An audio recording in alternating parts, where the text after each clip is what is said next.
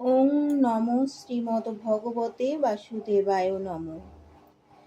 শ্রীমদ্ ভগবদ্গীতায় একাদশ অধ্যায়ে বিশ্বরূপ দর্শন যোগে অর্জুন ভগবান সম্পর্কে কি বলছেন তা একটু জেনে নিন।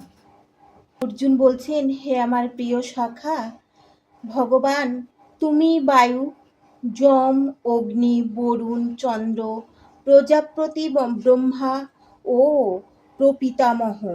অতএব তোমাকে আমি সহস্রবার প্রণাম করি, পুনরায় নমস্কার করি এবং বারবার নমস্কার করি। হে সর্বাত্মা, তোমাকে সম্মুখে, পশ্চাতে ও সমস্ত দিক থেকেই নমস্কার করছি। হে অন্তর্বীর্য, তুমি অসীম বিক্রমশালী, তুমি সমগ্র জগতে ব্যাপ্ত, অতএব তুমি সর্বস্বরূপ। তোমার মহিমা না জেনে সখা মনে করে তোমাকে আমি প্রগল্ভভাবে হে কৃষ্ণ, হে যাদব, হে সখা বলে সম্বোধন করেছি। প্রমাদবশত অথবা প্রণয়বশত আমি যা করেছি তা তুমি দয়া করে ক্ষমা করো। বিহার, শয়ন, উপবেশন ও ভোজনের সময় কখনো একাকী এবং কখনো বন্ধুদের সম্মুখে আমি যে তোমাকে অসম্মান করেছি, হে অচ্যুত, আমার সেই সমস্ত অপরাধের জন্য তোমার কাছে আমি ক্ষমা প্রার্থনা করছি। শ্রীকৃষ্ণ যদিও অর্জুনের সামনে তার বিশ্বরূপ প্রকাশ করেছেন, তবুও ভগবান শ্রীকৃষ্ণের সঙ্গে তার বন্ধুত্বের কথা অর্জুনের মনে পড়ছে এবং বন্ধুত্বের বশবর্তী হয়ে তিনি যে ভগবানের সঙ্গে রীতি বিরুদ্ধভাবে আচরণ করে তাকে অসম্মান করেছেন, সেই জন্য তার কাছে ক্ষমা চাইছেন অর্জুন। শ্রীকৃষ্ণ যে এই প্রকার বিশ্বরূপ ধারণ করতে সমর্থ সে বিষয়ে অজ্ঞাত ছিলেন। যদিও অন্তরঙ্গ বন্ধু হওয়ার জন্যই শ্রীকৃষ্ণ তাকে তার প্রদর্শন করেছেন, অর্জুন মনে করতে পারছেন না কতবার তিনি ভগবান শ্রীকৃষ্ণের অনন্ত বৈভবের কথা না জেনে তাকে হে কৃষ্ণ, হে কৃষ্ণ, হে বন্ধু, হে যাদব আদি সম্বোধন করে তার অমর্যাদা করেছেন। কিন্তু শ্রীকৃষ্ণ এতই করুণাময় যে এই প্রকার ঐশ্বর্যের অধিকারী হওয়া সত্ত্বেও তিনি অর্জুনের সঙ্গে বন্ধুর মতো লীলা করেছেন। ভগবানের সঙ্গে তার ভক্তের অপ্রাকৃত প্রেমের সম্পর্ক মনে হয় এমনই হয়। ভগবান শ্রীকৃষ্ণের সঙ্গে জীবের সম্পর্ক নিত্য, শাশ্বত, তা কখনোই বিস্মিত হওয়া যায় না। যা শ্রীকৃষ্ণের সঙ্গে অর্জুনের ব্যবহারের মাধ্যমে আমরা তা দেখতে পাই। ভগবান বিশ্বরূপের বৈভব দর্শন করা সত্ত্বেও অর্জুন ভগবানের সঙ্গে তার বন্ধুত্বের কথা ভুলতে পারেননি। অর্জুন বলছেন, হে অমিত প্রভাব, তুমি এই চরাচর জগতের পিতা, পূজ্য গুরু ও শ্রেষ্ঠ। ত্রিভুবনে তোমার সমান আর কেউ নেই, অতএব তোমার থেকে শ্রেষ্ঠ অন্য হতে পারে না। তুমি সমস্ত জীবের পরম পূজ্য পরমেশ্বর ভগবান। তাই আমি তোমাকে দণ্ডবৎ প্রণাম করে তোমার কৃপা ভিক্ষা করছি। হে দেব, পিতা যেমন পুত্রের সখা, যেমন সখার প্রেমিক, যেমন প্রিয়ার ধৃষ্টতা বা অপরাধ ক্ষমা করেন, তুমিও সেভাবেই আমার অপরাধ ক্ষমা করতে সমর্থ। অদৃষ্টপূর্ব তোমার এই বিশ্বরূপ দর্শন করে আমি আনন্দিত হয়েছি, কিন্তু সেই সঙ্গে আমার মনে ভয়ে বিচলিত হয়েছে। তাই হে দেবেশ, হে জগন্নিবাস, আমার প্রতি তুমি প্রসন্ন হও এবং পুনরায় পরমেশ্বর ভগবান রূপে আমাকে দর্শন দান করো। হে বিশ্বমূর্তি, হে সহস্রবাহু, আমি তোমাকে পূর্ববৎ সেই কিরীট, গদা ও চক্রধারী রূপে দেখতে ইচ্ছা করি। এখন তুমি কৃপাপূর্বক আমার সেই চতুর্ভুজ রূপ ধারণ করো।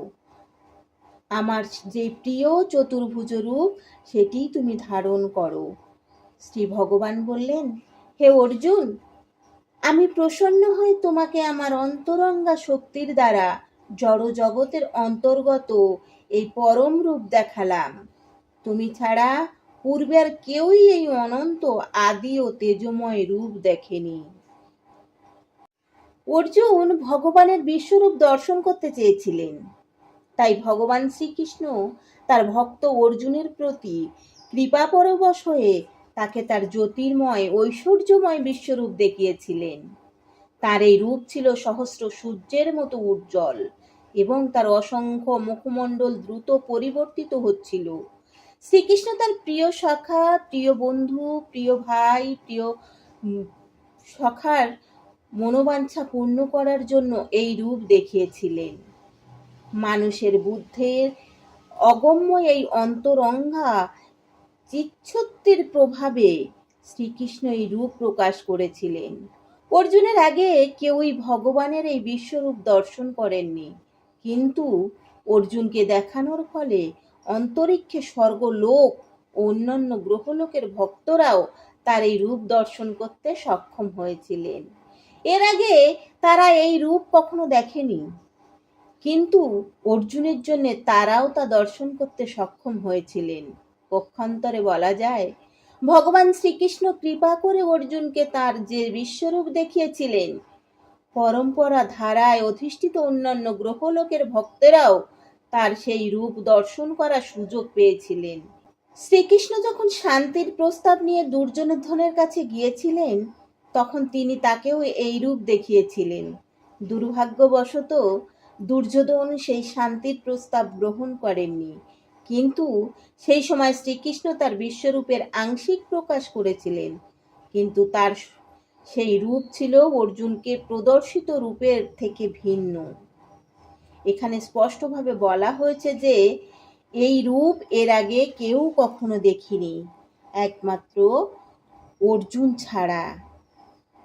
ভগবান আরো বলছেন, হে কুরুশ্রেষ্ঠ, ইতিপূর্বে তুমি ছাড়া আমার এই বিশ্বরূপ অন্য কেউ কখনো দর্শন করতে পারেননি। কেননা বেদ অধ্যয়ন, যজ্ঞ, দান, পুণ্যকর্ম ও কঠোর তপস্যা দ্বারাও এই জড় জগতে কেউ এই রূপ দর্শন করতে সমর্থ নয়। আমার এই প্রকার ভয়ঙ্কর বিশ্বরূপ দেখে তুমি ব্যতীত বিভ্রান্ত হয়েছ। এখন তার পরিসমাপ্তি হোক। সমস্ত ভয় থেকে মুক্ত হয়ে এবং প্রসন্ন চিত্তে তুমি পুনরায় তোমার ঈপ্সিত রূপ দর্শন করো। তোমার সেই প্রিয় শঙ্খচক্র গদা পদ্ম রূপ তুমি দর্শন করো। এসব দেখে সঞ্জয় ধৃতরাষ্ট্রকে বললেন, পরমেশ্বর ভগবান বাসুদেব অর্জুনকে এভাবে বলে তার চতুর্ভুজ রূপ দেখালেন এবং পুনরায় দ্বিভুজ সৌম্য মূর্তি ধারণ করে ভীত অর্জুনকে আশ্বস্ত করলেন। তখন অর্জুন বললেন, হে জনার্দন, তোমার এই সৌম্য মনুষ্য মূর্তি দর্শন করে এখন আমার চিত্ত স্থির হলো এবং আমি প্রকৃতিস্থ হলাম। পরমেশ্বর ভগবান বললেন, তুমি আমার যে রূপ এখন দেখছো তা অত্যন্ত দুর্লভ দর্শন।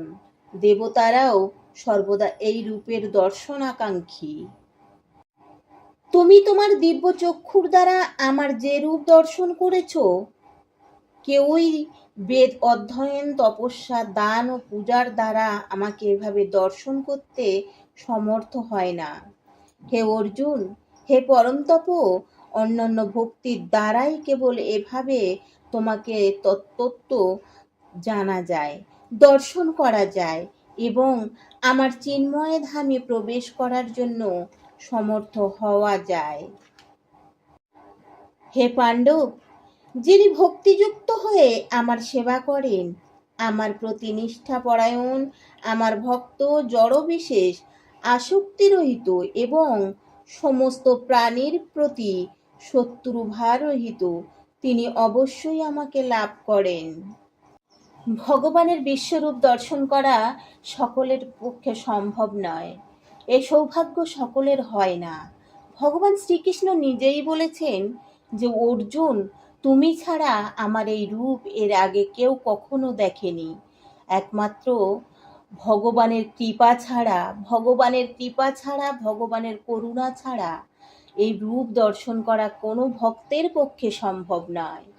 অর্জুন ছিলেন ভগবানের প্রিয় ভক্ত, প্রিয় সখা, প্রিয় বন্ধু, প্রিয় ভাই, প্রিয় সহোদর, যাই বলুন না কেন, অর্জুন ছিলেন ভগবানের সবচেয়ে প্রিয় পাত্র। তাই তিনি অর্জুনের ভক্তি দেখে অর্জুনকে তার বিশ্বরূপ দর্শন করিয়েছিলেন। তবুও পরভক্ত হওয়ার পরও অর্জুন কিন্তু বিশ্বরূপ দর্শন করতে পারছিলেন না। একমাত্র ভগবানের কৃপায় দিব্যদৃষ্টি পাওয়ার পর অর্জুন ভগবানের বিশ্বরূপ দর্শন করেছিলেন। তাই ভগবানের প্রতি বিশ্বাস রেখে, ভক্তি রেখে যদি আমরা ভগবানের নিত্য সেবা করি, তাহলে ভগবানের কৃপা লাভ করব। হরে কৃষ্ণ, হরে কৃষ্ণ।